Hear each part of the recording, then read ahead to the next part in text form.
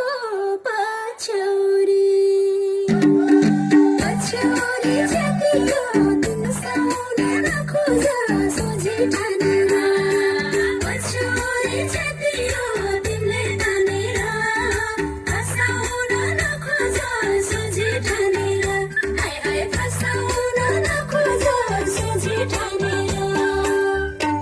ए चित्त बुझ्ने भने राम्रो नभए त जाऊ ढल्के काम हो नि त हे अन्तका पाउली म जतिकै जति हो तिमीले तानेर होला आफ्नै तानेर गलबानी जति हो तिमीले तानेर बोलाउन खोजेको आफ्नै तानेर हाय हाय बोलाउन खोजेको आफ्नै तानेर उता भयो बिचा हान्छौ काम छैन चिठी त लेखे मयूरको पत्ले पठाउन काम छैन कान्छीलाई घुम्न लैजाउँ कि भन्छु गोजीमा दाम छैन कान्छीलाई घुम्न लैजाउँ कि भन्छु गोजीमा दाम छैन गोजीमा दाम छैन तिम्रो गोजीमा दाम छैन गोजीमा दाम छैन सुक्को नहुने मान्छे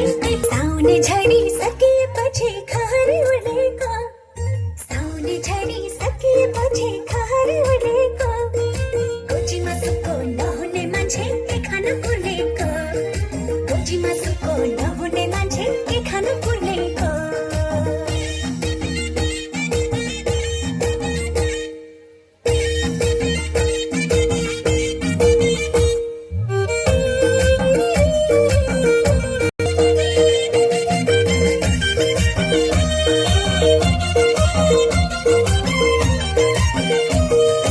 अहिलेको पैसो भएन कान्छी कोही दिन देखाउली